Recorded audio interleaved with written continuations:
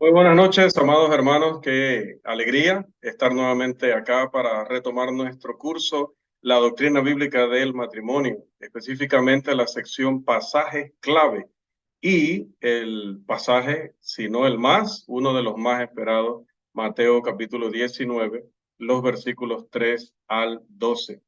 Vamos, hermanos, hoy a la segunda sesión que ya concluye esta lección, pero antes de entrar en materia, vamos a hacer un repaso porque ya pues hace varias semanas que no nos vemos. En primer lugar, veíamos desde la semana pasada que se acercan los fariseos, los enemigos de Jesús, a hacerle un cuestionamiento. Este cuestionamiento lleva a la pregunta: ¿es lícito al hombre repudiar a su mujer por cualquier causa? Que la versión Dios habla hoy traduce muy apropiadamente como por un motivo cualquiera. Eso era lo que querían decir literalmente. Claramente, entonces, la discusión de ellos giraba en torno a si la ley de Moisés autorizaba divorciarse por cualquier causa como ellos lo habían entendido. Querían que Jesús o concordara con ellos o que al decir lo contrario entonces quedara en entredicho como contradiciendo a Moisés. Entonces estuvimos recordando algunas cosas que estudiamos en la lección que tenía que ver con Deuteronomio 24, 1 al 4, y los motivos por los cuales en realidad Moisés entró al tema y hace una reglamentación. Recuerden, y no podemos olvidar esto, y yo, como digo siempre, no me canso de repasarlo una y otra vez. El tema de Deuteronomio 24 es no que Moisés está instaurando, inaugurando el divorcio en Israel. No, el divorcio ya se daba tanto entre los israelitas como entre las demás naciones, ya sucedía. Ahora, había un desorden tal que entonces a Moisés se le revela el poder dar una reglamentación para que por lo menos no fuera tan malo como ya estaba haciendo en el caso de que el hombre repudiaba a su mujer simplemente de manera verbal y aparentemente luego la quería tomar de vuelta, porque como solamente había sido algo verbal, pues no había para ella ningún respaldo de que había sido repudiada, así que ella podía quedar como una mujer que había escapado de su marido, que había buscado otro hombre y pues imagínense, esto podía llevarla a la muerte porque podían denunciarla como una adúltera o podía envilecerla, como dice luego el texto, al volverla a tomar, entonces ella teniendo ahora que volver a ese primer marido que la había desechado. Pues ya explicamos lo que realmente, o volvimos a explicar lo que realmente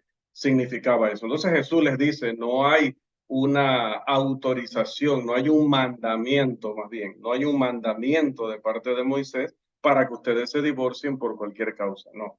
Lo que él está diciendo es que cuando se divorcien, tomen en cuenta que esto debe requerir de parte de ustedes una carta de divorcio.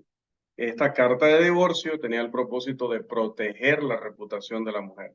Una vez que ella era repudiada, ella podía rehacer su vida con otro hombre porque podía mostrarle a ese otro hombre con un documento que ella era libre ahora para rehacer su vida y que el primer hombre no la podía volver a tomar. Eso la protegía para eso porque ese documento era de parte de él, así que ante las autoridades religiosas ella podía decir: no voy a volver con él porque noten, fue mi primer marido y me repudió.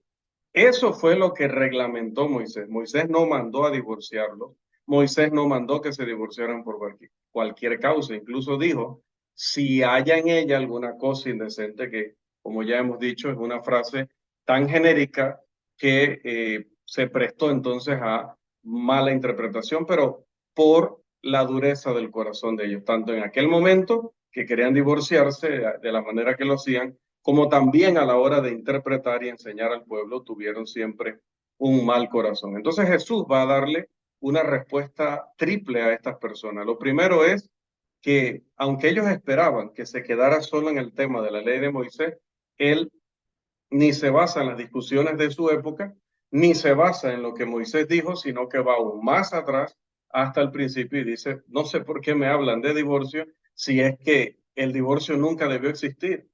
Ese nunca fue el plan de Dios. El plan de Dios es que el hombre y la mujer se casaran y vivieran juntos toda la vida como una sola carne. Él los creó, sí, por separado, pero luego los unió.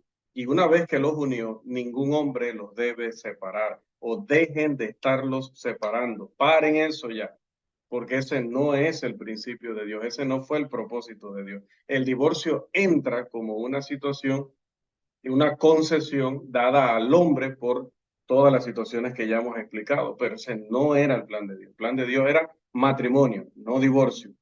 Entonces, luego pasa Jesús a decir que en su reino solamente se permitiría una causa, solamente habría un fundamento, una base para divorciarse, y esto era que la pareja le fuera infiel, que cometiera fornicación.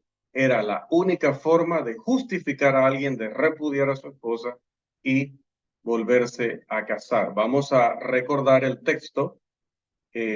Bueno, lo moví acá, es que esto lo tengo que cerrar aquí, disculpen, ahora sí. Tenía las diapositivas para mí, entonces yo moviéndolas y ustedes no veían el movimiento. El texto, vamos a reubicarnos aquí para que podamos tener una lectura clara. Ahí está. Vamos a ponernos aquí a la altura de la situación. El texto dice: entonces vinieron a él los fariseos, tentándole y diciéndole: ¿es lícito al hombre repudiar a su mujer por cualquier causa? Él respondiendo les dijo: ¿no habéis leído que el que los hizo al principio, varón y hembra los hizo?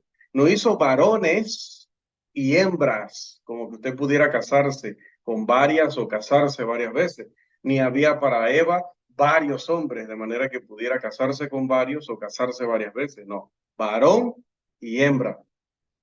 Y dijo: por esto el hombre dejará padre y madre y se unirá a su mujer, y los dos serán una sola carne.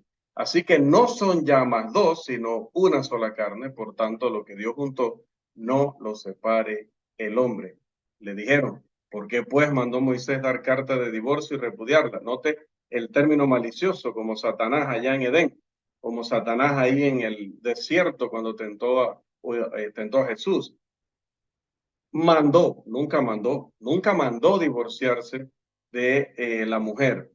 Y Jesús responde, les dijo: por la dureza de vuestro corazón, Moisés os permitió repudiar a vuestras mujeres, mas al principio no fue así. Y viene luego entonces la ley para su iglesia, y que su iglesia iba a predicar a todas las naciones esta verdad, para que todos los hombres supieran que esta es la voluntad de Dios, porque está hablando de un tema que, aunque la revelación la iba a tener primordialmente, primeramente su iglesia, esto iba a ser enseñado, la escritura iba a estar al alcance de la humanidad como lo está hoy día. La ley de Cristo, como ya también hemos estudiado en otras lecciones, es para todos, cristianos y no cristianos. Por lo tanto, Jesús ahora dice: y yo os digo que cualquiera que repudia a su mujer, salvo por causa de fornicación, y se casa con otra, adultera.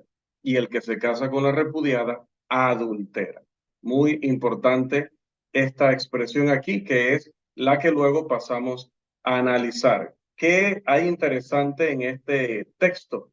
Que Jesús, según los fariseos, estaba contradiciendo la enseñanza de Moisés, pero en realidad no la estaba contradiciendo en el sentido de decir que lo que Moisés había enseñado o había permitido era pecaminoso, que Moisés había pecado y que habían pecado todos los que hicieron aquello. No, eso se permitió. Él mismo concede que eso se permitió, pero que ahora lo que va a ser nuevo en su pacto es que va a dar una única causal, una única causal. Quiere decir que cuando leemos el texto es importante que lo leamos sin la excepción para que podamos entender lo general de la regla. Vamos a leerlo sin la excepción. Versículo 9. Y yo os digo que cualquiera que repudia a su mujer y se casa con otra, adultera. Y el que se casa con la repudiada, adultera.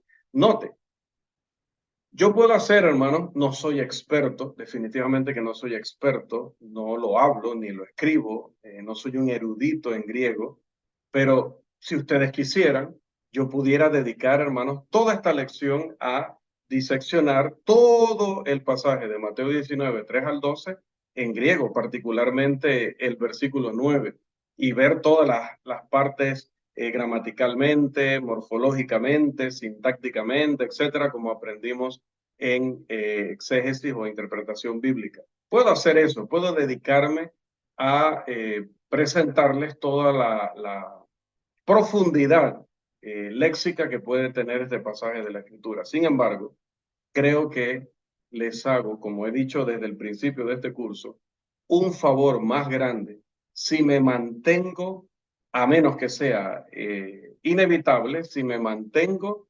en el pasaje en español, explicándolo tan claro como está en español, para que nadie diga que esta doctrina solamente está al alcance de eruditos, maestros de Biblia, expertos en griego, nada de eso. Está escrito en un lenguaje que todos pueden entender. Facilito, léalo sin la excepción para que usted vea que toda causal está prohibida, obvio, excepto la que dio Jesús. Léalo sin la excepción. Yo digo que cualquiera, no solo mis discípulos, no, cualquiera, le están preguntando los fariseos, luego le consultan los discípulos, la respuesta es para todos. Y yo os digo que cualquiera que repudia a su mujer y se casa con otra, adultera. Punto. No hay que saber hebreo ni griego, no hay que ser maestro de Biblia. El que repudia a su esposa y se casa con otra, adultera. Y esa que él repudió, si se casa con otro, aunque sea inocente de todo lo que había pasado, ese también adultera porque ella solo tiene un marido legítimo y es aquel que la repudió por cualquier causa que no sea la causa que está dando Jesús. Ahora, ¿esto es absoluto? No, definitivamente no es absoluto, porque hay una excepción. La excepción dice, salvo por causa de fornicación. Lógicamente, como está hablando del caso del hombre, desde la perspectiva del hombre, lo que aquí está diciendo es, a menos que, salvo que, excepto que ella haya cometido un pecado específico, que es el pecado de la fornicación. No por quemar el pan, no por ofenderlo, no porque no sean compatibles de caracteres, no porque no le colabore en las finanzas, no porque pues vea mucha televisión, duerma mucho en el día, no. Ni siquiera por el hecho de que ella le maltrate verbalmente o físicamente, o sea una viciosa, o sea una matona, o sea una mujer de la calle, por cualquier otro motivo, no. Un solo pecado, y es el pecado de fornicación, que ya hemos definido el término al principio del curso y también lo hemos definido en la clase anterior. Esa es la única razón. Fuera de eso, todo el que, cualquiera que repudia, perdón, a su mujer y se casa con otra, adultera. Obviamente adultera él y adultera aquella con la que él se casa. Y la repudiada adultera ella y adultera aquel con quien se casa. ¿Por qué? Porque ellos no dejan de ser marido y mujer ante Dios, aunque legalmente se lleguen a divorciar. Dios no reconoce ese divorcio. Entonces es importante que entendamos esa parte, que estemos claros en los términos, lo que significa fornicación, lo que significa adulterio. Vimos el término repudiar y vimos en detalle lo que es la excepción que da Jesús allí. Entonces, amados, con este contexto, la gente automáticamente va a reaccionar, como decíamos la semana pasada, usted está condenando a la gente a una vida de celibato. Bueno, esa reacción que tienen las personas hoy es la misma que tuvieron los apóstoles y que veremos más adelante. Nosotros como maestros de la escritura, como intérpretes de la escritura, no estamos puestos, hermanos, para consolar a la gente por sus malas decisiones, en el sentido de decirles, bueno, usted se equivocó, pero no pasa nada, siga así como usted está. No, lo que no queremos es verlo sufrir, lo que no queremos es verlo mal. Entonces mejor quédese así. No, ese tipo de consuelo, no. Lo que sí podemos es consolar a la persona que está arrepentido, que le toca abandonar una relación ilícita como las que Jesús condena. ¿Y cuáles condena? Todas las que no sean divorcio por fornicación. A esas personas que han cometido el error de haber repudiado a sus parejas por esa causal y provocando con ello una cascada de eventos, es decir, ellos mismos se casaron de nuevo, la otra persona se casó de nuevo, ya no pueden reconciliarse y o ya no van a querer, ya están en una situación en la que no van a volver de ninguna manera.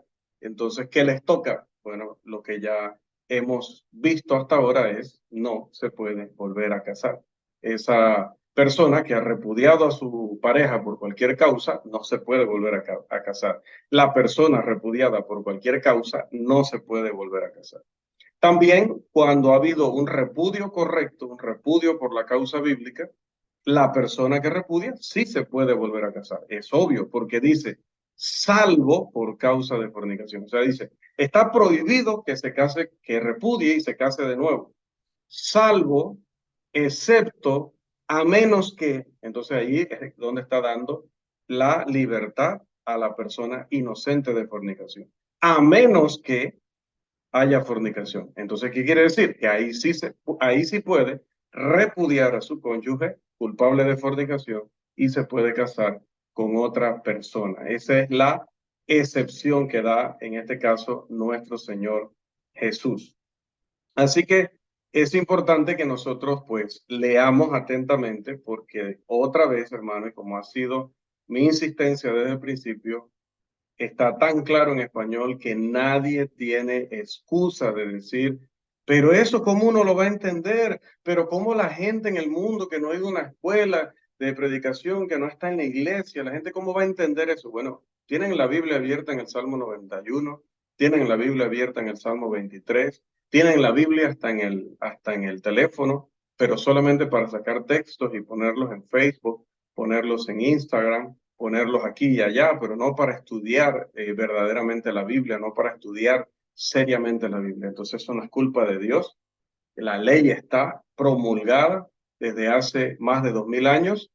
¿Por qué no la han consultado? ¿Por qué no la han buscado? ¿Por qué no han querido conocer de Dios? No pueden llegar a la iglesia y decir, yo no sabía y como yo no sabía, soy inocente. No, porque usted podía saber, usted podía saber. Esto está al alcance de todos y no todos han querido conocer, no todos han querido aprender. Como dijo Dios en alguna ocasión en Isaías y luego lo repite el apóstol Pablo allá en Romanos, he extendido mis manos todo el día o mis brazos todo el día a un pueblo rebelde, un pueblo que no ha querido. También dijo Jesús en alguna ocasión, he sido como la gallina con los polluelos, que he estado tratando de juntar a los hijos como esa gallina junta a los polluelos, pero no quisisteis.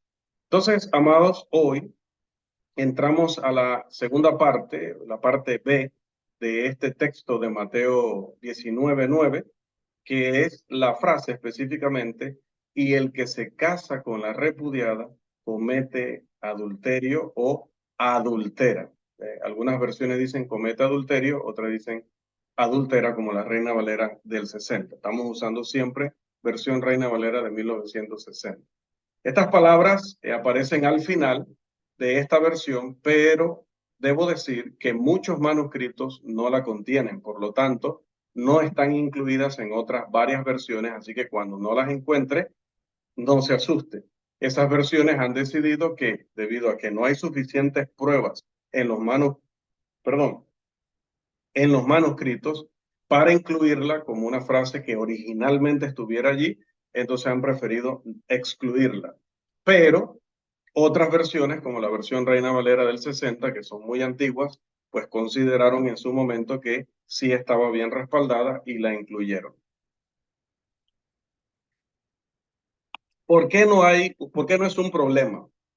¿Por qué la podemos dejar allí y usarla sin ninguna dificultad? Porque en cualquier caso, casi las mismas palabras se utilizan en Mateo capítulo 5, versículo 32. Ahí abajo lo que tienen es el texto en griego, ¿no? Ahí solamente el hermano Irving es el que lo ha leído completo y está verificando que la frase está ahí al final. Bien, decía que no importa que esta frase específicamente no aparezca en Mateo 19:9, porque en Mateo 5:32 está prácticamente textual. Este texto dice, Pero yo os digo que el que repudia a su mujer, a no ser por causa de fornicación, hace que ella adultere. Y note la última frase. Y el que se casa con la repudiada, comete adulterio. Acá se usa la expresión comete adulterio. Entonces, no hay ningún problema, otra vez, que en el original no aparezca en Mateo 19:9, porque es que cuando sumamos toda la palabra, pues realmente la frase está bíblicamente justificada. En Mateo 5:32, todos los manuscritos la incluyen, no hay ni uno solo que la excluya. Más bien, es probable que si no estuvo en el original, cuando Mateo escribió, me refiero, pues algún escriba decidió, escriba cristiano, ¿no? Decidió agregarla a Mateo para reforzar lo que decía, a Mateo 19:9 para reforzar lo que decía el 5:32. Pero bueno, la autenticidad está fuera de duda en Mateo 5:32, así que la ley de Jesús respecto a esto está muy clara. Por lo tanto, vamos a analizar esta frase en su contexto esta noche. En primer lugar, dice el texto, el que, es decir, cualquiera que se case con quién, con la mujer repudiada por su esposo. Se implica que la razón fue que ella cometió fornicación o porque quemó el pan o algo parecido a eso, ¿no? Recuerde que Jesús le está respondiendo a personas que preguntaron, ¿la podemos repudiar por cualquier causa? Bueno, él está diciendo que la repudiada por su esposo, sea que la repudiaron por fornicación, sea que la repudiaron por quemar el pan, sea que la repudiaron porque enseñó el tobillo en el mercado, en un momento le picó la pierna y se levantó un poquito la túnica y le vieron el tobillo, y usted dice, no, no, no, no, qué mujer más inmoral, usted sabe que en ese tiempo eso era muy estricto, y la quiso repudiar por eso, o sea, que la haya repudiado por cualquier causa o por fornicación, ¿qué pasa con ella? Dice que el que se casa con ella adultera. ¿Por qué? Porque ella, amados, como hemos aprendido, como dice claramente el texto, no es elegible para casarse en ninguno de los casos. Sea que la repudiaron por cualquier causa, porque sigue siendo esposa de entonces de ese marido. O la repudiaron por fornicación, porque entonces al ser culpable de fornicación, ella no tiene el derecho que sí tiene aquel que la repudió. Muy importante. Si fue repudiada por fornicación, nunca tendría el derecho de volver a casarse porque fue ella la culpable de mancillar su matrimonio. En cambio, si fue repudiada por quemar el pan o por una tontería, una frivolidad similar, pues tampoco es elegible para casarse porque sigue siendo la esposa legítima de ese hombre que tomó cualquier motivo para repudiarla. Por lo tanto, cualquiera que se case con ella, adultera. Punto.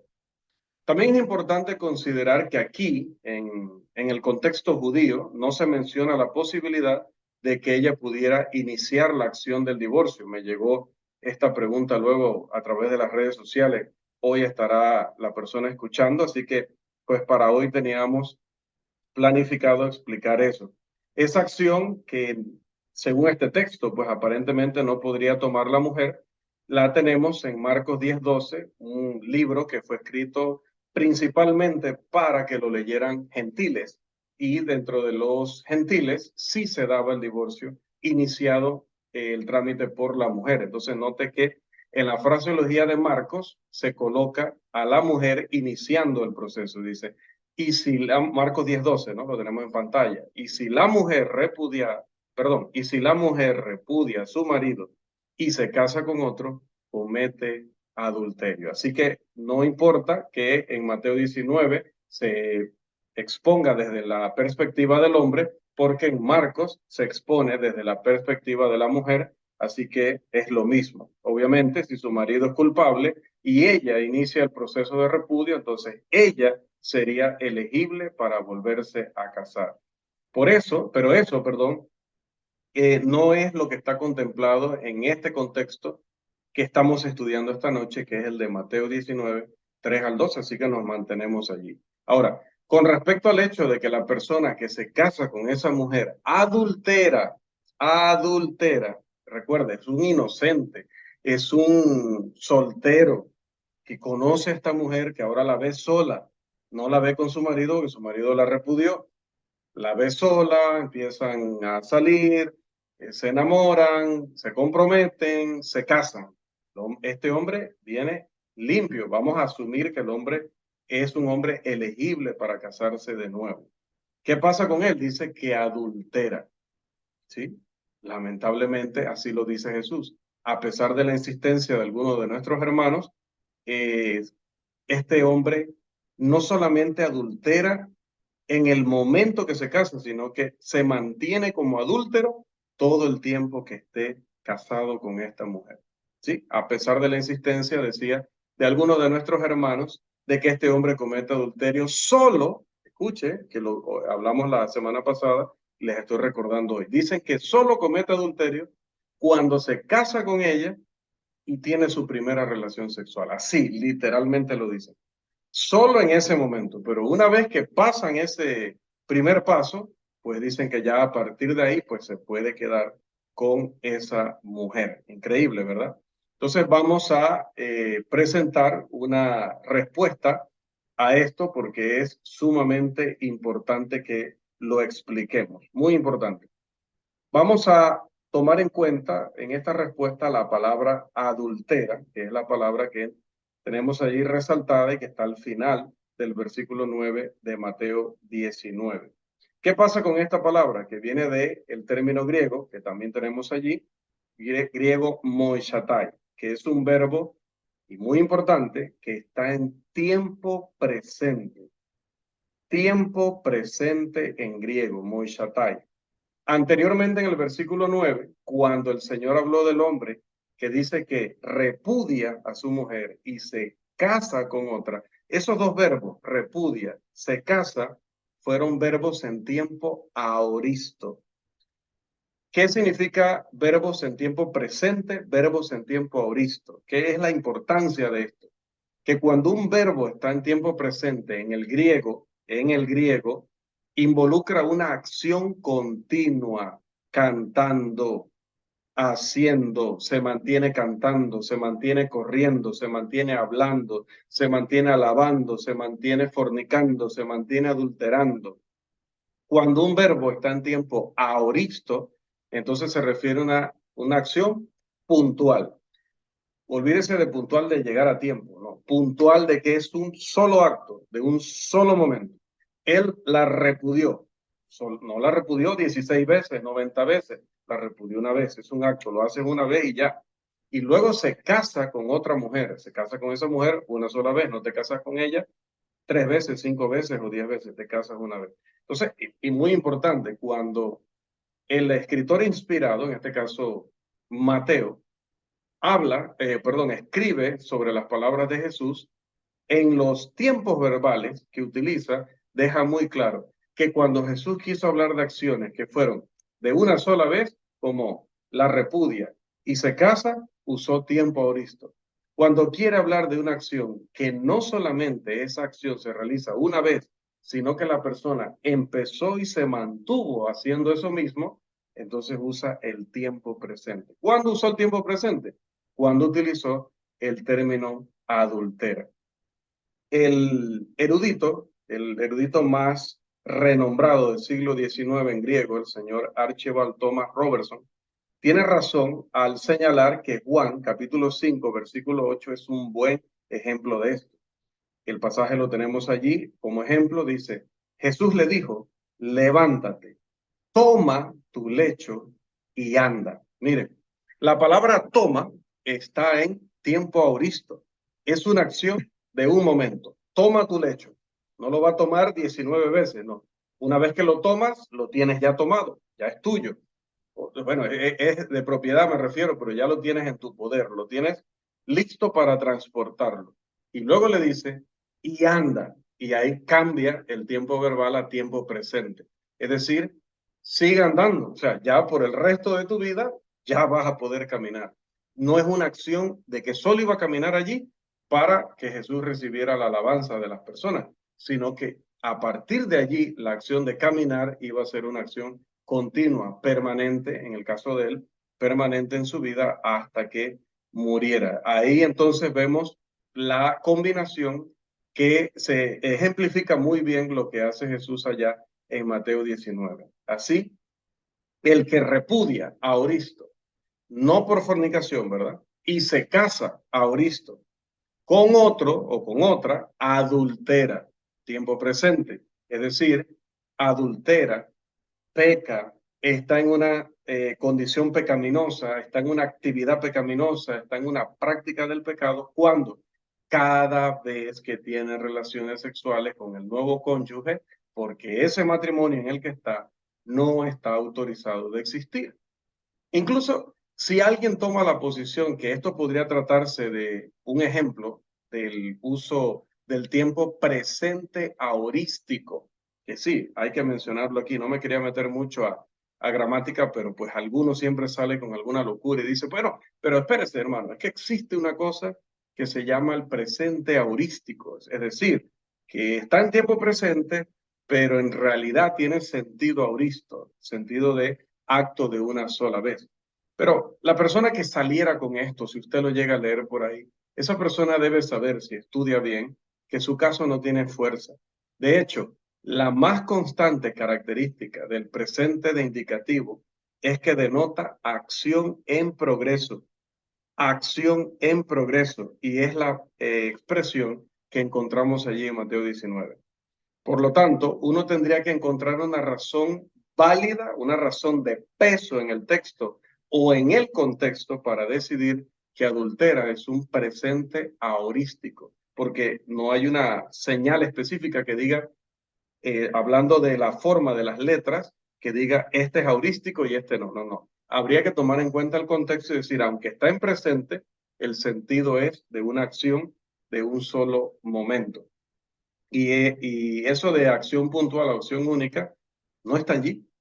Tal evidencia no parece encontrarse ni en el texto, es decir, Mateo 19:9, ni en el contexto, Mateo 19:3 hasta el 12. De hecho, como hemos señalado ya anteriormente, la palabra moishatai, adultera, necesariamente implica actividad sexual. ¿Cuándo vimos que no aplica? Obvio, si está diciendo que todo Israel adultera y era más de 1 millón de personas, claro que no podía ser literal. Pero si está hablando aquí de una pareja, entonces la regla gramatical dice el término debe tomarse en sentido literal, a menos que su interpretación en ese contexto sea un imposible. ¿Es un imposible que la mujer de este hombre le sea infiel? No es imposible. Entonces, ¿por qué no darle a la palabra su sentido literal, que es de actividad sexual? Así que es natural preguntarse qué principio hace que la actividad sexual sea pecaminosa. Me refiero a la teoría de estos hermanos. La primera vez que dos personas casadas de manera antibíblica tienen intimidad, pero que luego les permita que esta relación sea agradable ante Dios, la segunda, la tercera, la cuarta y todas las demás veces que tienen su intimidad como pareja.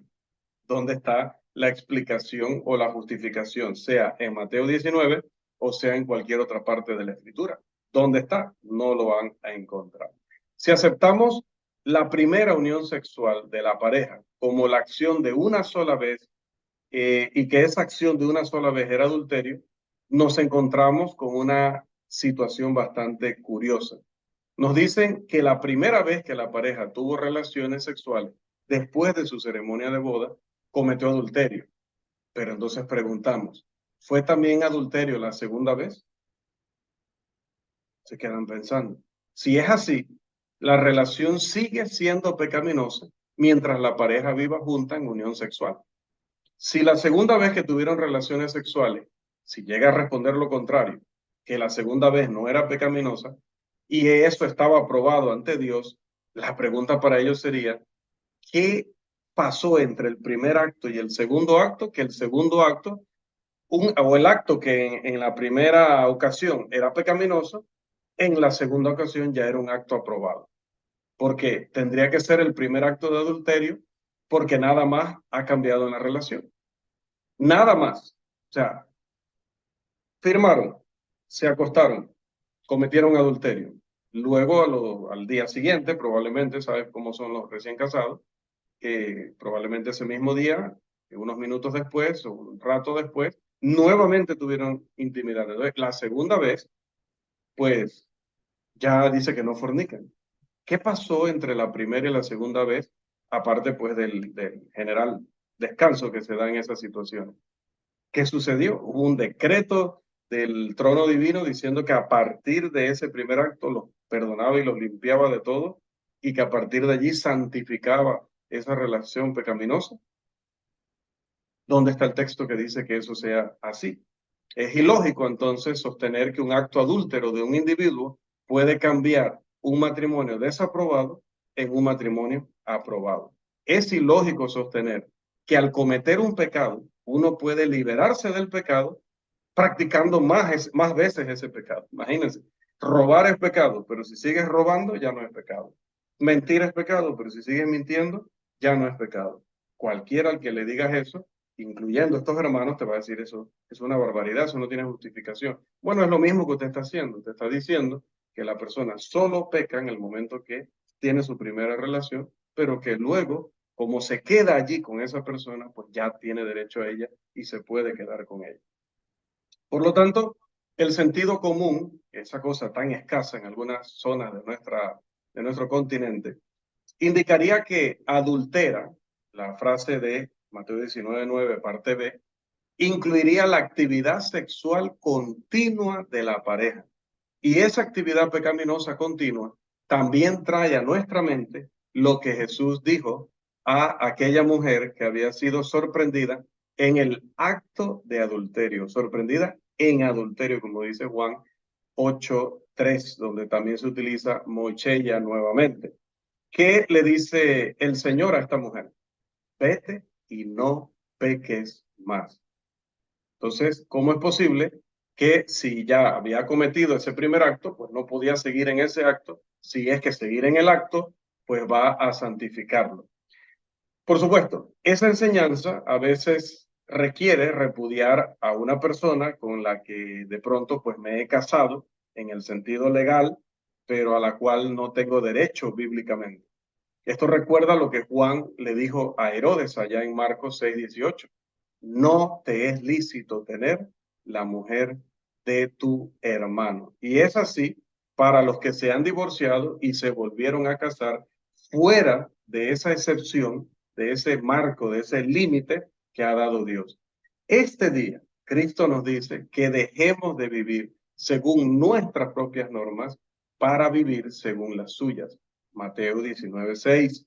Dejen ya de separar lo que Dios unió, lo cual significa que esas personas deben, como dice Lucas 13, versículo 3, o arrepentirse o perecer.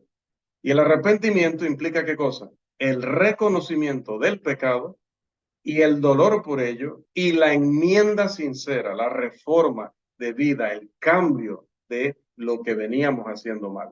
Si yo tomo un reloj o un carro que no es mío, debo devolverlo si está en mi poder hacerlo.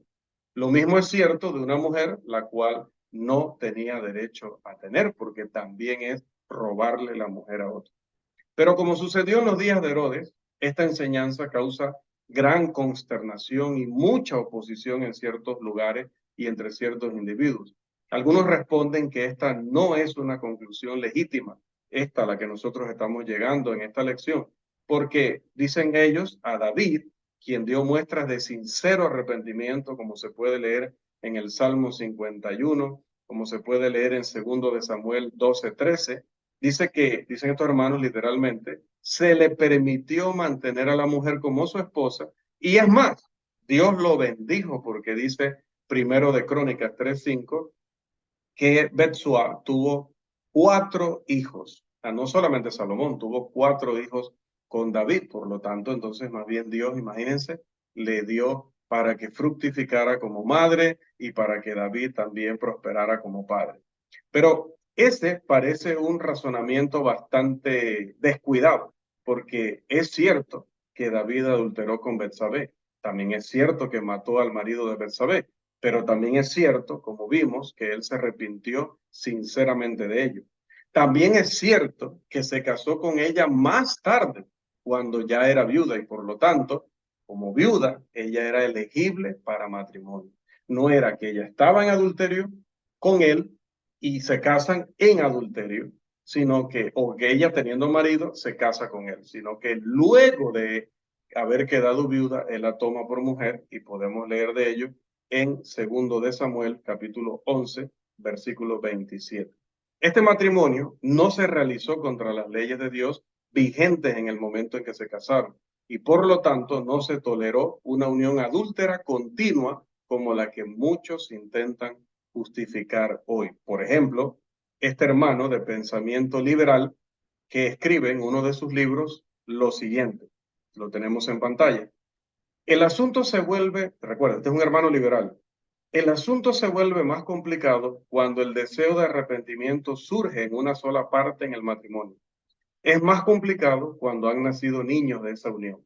Algunos problemas de la vida no ofrecen una elección entre el bien y el mal, ofrecen una elección entre dos males y es difícil saber cuál es el mayor. Continuar en una relación que nunca debió haber comenzado o abandonar las obligaciones para con los niños. Las partes involucradas tienen que decidir. Bien, cierro la cita. La persona que escribe esto es una persona sumamente, o fue, porque no sé si vive todavía, una persona sumamente capaz, una persona que nos supera inmensamente o nos superó inmensamente en su preparación y obviamente en su producción de estudios, de libros, o sea, una persona de un nivel increíble en cuanto al estudio bíblico en la iglesia del Señor, pero como dice la escritura, a veces permitimos que el orgullo o permitimos que el otro tipo de pecado eh, corrompa nuestros corazones y terminemos alejándonos totalmente de lo que debiera ser una persona siempre fiel a la verdad por todo lo que ha estudiado. Así que a esta persona, con todo el debido respeto, pues tenemos que darle una respuesta a estas afirmaciones que contienen varios errores graves. Por ejemplo, es un excelente ejemplo de la llamada ética de la situación, que es muy popular entre los mundanos, entre los ateos, donde una situación supuestamente puede justificar una acción o incluso puede justificar un estado o condición pecaminosa. Evidentemente, el mismo razonamiento justificaría permanecer en la poligamia, en un matrimonio de grupo, en un matrimonio de homosexuales, en un matrimonio entre hombre y bestia, etcétera. Todos los ejemplos que podemos dar que obviamente estas personas no defenderían, pero al afirmar lo que están afirmando, tendrían que aceptar todo esto. Pues, ¿por qué? Porque hablan de las consecuencias. Bueno, entonces ese hombre se tiene que quedar con esas 10 mujeres, porque imagínate, pobrecitas esas mujeres y pobrecitos esos niños que van a quedar desamparados. O incluso quedarse con el dinero que la persona ha robado porque es pobre y la familia lo necesita tanto. Así que, bueno, esto es como Robin Hood. Bueno, este no le da a los pobres, sino que le da a sus pobres hijos, ¿no? Esto infiere que puede seguir pecando a propósito o deliberadamente, como dice Hebreos, y aún así esperar ser salvo, hermano. Blasfemia. Número dos, esto va totalmente en contra de lo que ese mismo hermano enseñó en las primeras páginas de ese libro, que luego verán pues las notas y referencias al final de la lección cuando le demos el material escrito. En su libro, él habla de exégesis, lo hace muy bien, lo explica fenomenalmente bien, tal cual es, pero luego viene acá y comete estos errores que no respetan para nada la exégesis bíblica válida.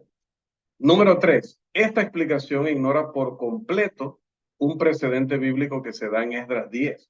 ¿Recuerdan lo que pasa en Esdras 10?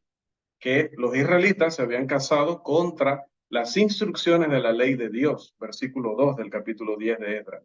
E incluso dice la escritura que tuvieron hijos con esas esposas. Sin embargo, ¿qué pasó? ¿Recuerdan lo que sucedió? Se les ordenó claramente repudiar a todas esas mujeres y a sus hijos, versículo 3. Además, dice la escritura que Israel aceptó obedecer esta instrucción de Esdras y que venía de parte de Dios. Puede leer eso en el versículo 12. 4. Esta explicación establece una falsa dicotomía. Dicotomía es cuando hay dos caminos, ¿no? Pero que entre ellos se contradicen. Por un lado, enfrenta vivir. Por un lado, vivir en pecado con una mujer que no es tu esposa y cuidar amorosamente de tus hijos. Y en la otra esquina, como diría el presentador de boxeo, no veo esa eh, desgracia de deporte, pero usando la figura, y en la otra esquina, por un lado, quedarme con la mujer que no tengo derecho a tener, pero cuido amorosamente de ella y de mis hijos. Allá en la otra esquina decía dejar a esa mujer y abandonar a los niños, abandonarlos, así voy a ponerlo entre comillas. Como si no hubiera una tercera alternativa, dejar de vivir con la mujer, que no puedes estar con ella, pero continuar brindando apoyo financiero y moral tanto a la mujer como a los niños. Claro que hay una tercera opción, pero se hacen los ciegos. Si un ciego guiara a otro ciego, ya sabemos dónde terminan. Quinto, infiere que los ancianos o los líderes de la congregación pues no tienen derecho a, no tienen derecho a aconsejar, no tienen derecho a corregir, no tienen derecho a reprender a nadie en su papel como líderes de la iglesia, sino que dice que estas personas deben decidir por sí mismos si se quedan o no en un estado pecaminoso. Sin embargo, las escrituras dicen claramente que los líderes deben rendir cuentas por las almas del rebaño, especialmente los ancianos. Hebreos capítulo 13, versículo 17. Bien, amados, para concluir, entonces, los últimos tres versículos de este capítulo, de este pasaje clave de la doctrina bíblica del matrimonio, versículo 10 dice, le dijeron sus discípulos, si así es la condición del hombre con su mujer, no conviene casarse. Los discípulos obviamente entendieron que Jesús había dado un código de matrimonio que era mucho más restrictivo que cualquiera que ellos hubieran estudiado o aceptado y reaccionaron negativamente. Estaban pensando tal vez en que quedar ligados de por vida a un matrimonio infeliz, pues era una barbaridad y por eso dicen, si esto es así, es mejor no casarse. Versículo 11. Entonces él les dijo, no todos son capaces de recibir esto, sino aquellos a quienes es dado. Jesús dice que ese pensamiento de ellos no es el mejor para todos los hombres. De hecho, Génesis 2:18 indica que no se ajusta a la mayoría de los hombres porque no es bueno que el hombre esté solo, dice la Escritura. Solo se ajusta a aquellos que tienen el don especial de la continencia o que tienen circunstancias que va a especificar en el versículo 12 y de las que Pablo habla en Primera de Corintios, capítulo 7, versículo 7. Versículo 12 dice, pues hay eunucos que nacieron así del vientre de su madre, y hay eunucos que son hechos eunucos por los hombres, y hay eunucos que asimismo se hicieron eunucos por causa del reino de los cielos. El que sea capaz de recibir esto, que lo reciba. Muy importante aquí, miren, muy importante. Algunas personas, unos vivazos, decimos acá en Panamá, personas que creen que son más astutos y son más inteligentes que los demás, tratan de usar estas expresiones de Jesús, del versículo 11. No todos son capaces de recibir esto, sino aquellos a quienes es dado.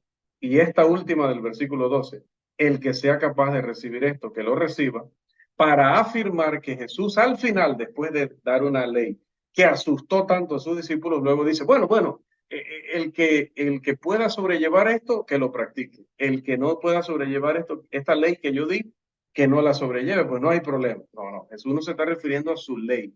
Jesús se está refiriendo a lo que dijeron los discípulos. Los discípulos dijeron, si así es la condición del hombre, con su mujer no conviene casarse. Sobre eso de no conviene casarse es que Jesús está dando esta explicación.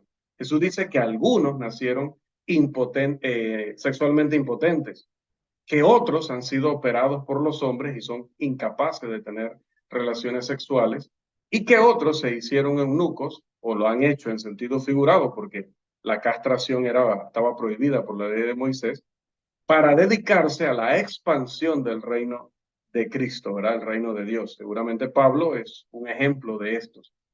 Estas son algunas de las personas que pueden aceptar lo que los discípulos habían dicho acerca de permanecer célibes de por vida. La mayoría de los hombres no pueden hacer esto ni deben hacerlo. De hecho, el Espíritu Santo dio requisitos para ancianos y diáconos que requerían que fueran hombres casados. Recuerde, 1 de Timoteo 3:1 al 13 y Tito 1:5 al 9.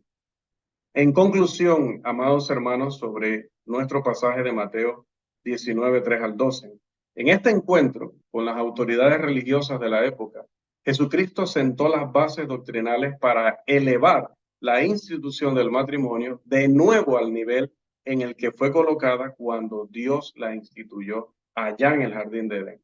Así como aquellos discípulos sintieron que su enseñanza era demasiado restrictiva, así los discípulos de hoy se oponen y se esfuerzan por rebajar los estándares. Pero debemos recordar que Dios nos ama y lo que Él nos dice que hagamos es, en última instancia, lo mejor para nosotros. Además, debemos recordar que el desprecio de las leyes matrimoniales de Dios es más que un error social inconveniente y vergonzoso. Es, en cambio, alta traición contra la familia. No siempre es fácil hacer lo que Dios quiere, que se los garantizo yo. Pero Dios nos ayuda recordándonos en Jeremías 10:23 que el hombre no es señor de su camino, ni del hombre que camina es el ordenar sus pasos. Que Él nos ayude a considerar sus caminos, como dice el salmista en el Salmo 119, verso 15, porque solo en este tipo de vida encontraremos finalmente la verdadera felicidad, la que Dios desde el principio siempre había planeado para nosotros. Hasta aquí, amados hermanos, nuestra lección, pasaje clave, Mateo 19, versículos 3 al 12.